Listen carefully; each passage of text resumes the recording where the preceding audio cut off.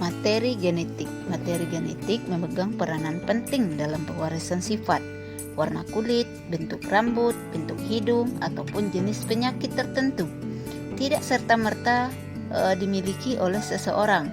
Setiap ciri atau sifat yang ada pada setiap orang adalah warisan dari orang tuanya yang diwariskan melalui materi genetik. Ayah akan mewariskan materi genetiknya melalui sel sperma, sedangkan ibu akan mewariskan materi genetiknya melalui sel ovum. Materi genetik dari ayah dan ibu itu akan bergabung dalam proses fertilisasi. Oleh karena adanya penggabungan materi genetik inilah, pada diri kita akan muncul beberapa ciri yang mirip dengan ayah dan beberapa ciri yang mirip dengan ibu. Molekul yang berperan sebagai materi genetik adalah asam nukleat. Ada dua macam asam nukleat yang berperan sebagai materi genetik, yaitu DNA deoksiribonukleat asid dan RNA ribonukleat asid. Pada suatu untaian DNA terdapat unit yang mempengaruhi sifat atau yang menentukan ciri setiap makhluk hidup yang disebut dengan gen. DNA terletak di dalam inti sel, namun ada pula DNA yang tidak terdapat di dalam inti sel. DNA merupakan untaian yang sangat panjang. DNA melilit pada protein yang disebut protein histon. Seluruh untaian DNA tersebut dikenal dengan kromosom. Pada saat sel akan membelah, kromosom memadat sehingga lebih mudah diamati. Oleh karena itu, kita dapat melihat struktur kromosom pada saat sel akan membelah. Struktur DNA dan RNA.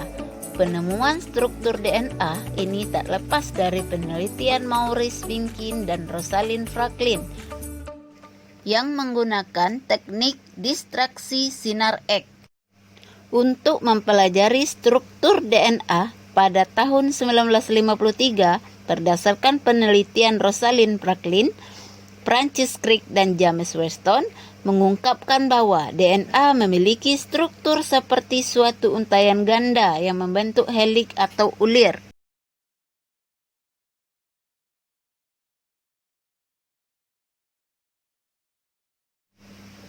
DNA, asam nukleat, baik DNA maupun RNA, terdiri dari subunit nukleotida. Masing-masing nukleotida tersusun atas gugus fosfat dan basa nitrogen. Pada DNA, gulanya merupakan deoksiribosa. Nukleotida ini dibagi menjadi struktur yang lebih kecil yang disebut nukleosida. Unit nukleosida tersusun atas gula dan basa nitrogen. Ada 4 senyawa basa nitrogen yang menyusun DNA, yaitu adenin yang selalu berpasangan dengan timin,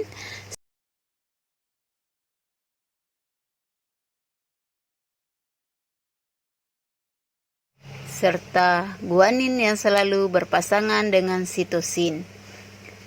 Basa nitrogen adenin dan guanin dikelompokkan dalam basa purin, sedangkan timin dan sitosin dikelompokkan dalam basa pirimidin.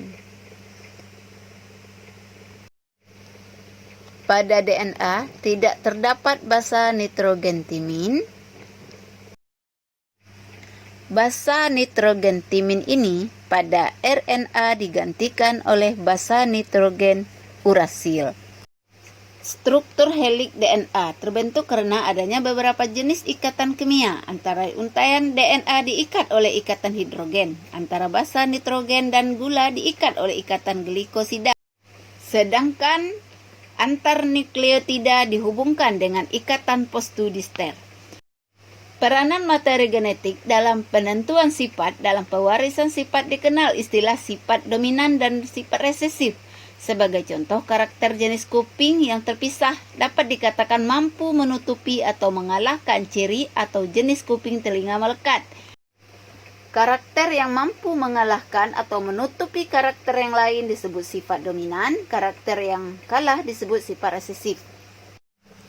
Gen bertanggung jawab atas sifat suatu organisme. Gen dapat dikembangkan dengan huruf tertentu. Yang dominan ditulis dengan huruf kapital, sedangkan resesif ditulis dengan huruf biasa atau huruf kecil. Variasi atau bentuk alternatif dari suatu gen disebut oleh alel.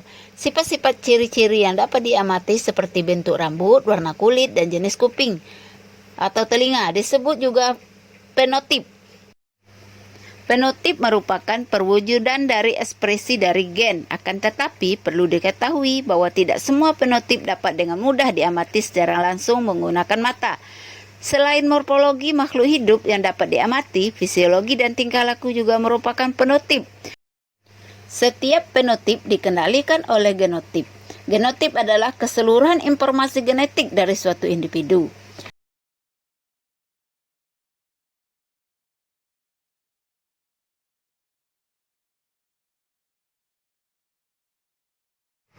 Susunan kromosom pada sel penyusun tubuh berbeda dengan susunan kromosom pada sel kelamin. Kromosom pada sel tubuh susunannya berpasangan. Keadaan kromosom yang berpasangan disebut dengan diploid, sedangkan susunan kromosom sel kelamin tidak berpasangan dan disebut dalam keadaan haploid. Keadaan diploid ditulis dengan simbol 2N dan keadaan haploid ditulis dengan simbol N, sehingga kromosom sel kelamin jumlahnya setengah kromosom sel tubuh.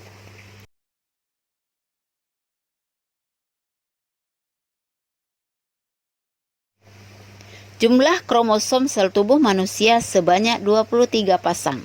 Pada keadaan diploid 2N, jumlah kromosomnya 23 kali 2 sama dengan 46 buah kromosom. Kromosom nomor 1 sampai nomor 22 disebut autosom atau kromosom tubuh. Sedangkan kromosom nomor 23 disebut gonosom atau kromosom kelamin. Kromosom nomor 23 atau gonosom yang membedakan laki-laki atau perempuan. Keturunan dalam proses pewarisan sifat dapat disebut dengan filial atau ditulis dengan huruf F besar, sedangkan orang tua atau induk disebut dengan parental atau ditulis dengan huruf P besar. Demikianlah yang dapat saya sampaikan tentang peranan materi genetik dalam pewarisan sifat.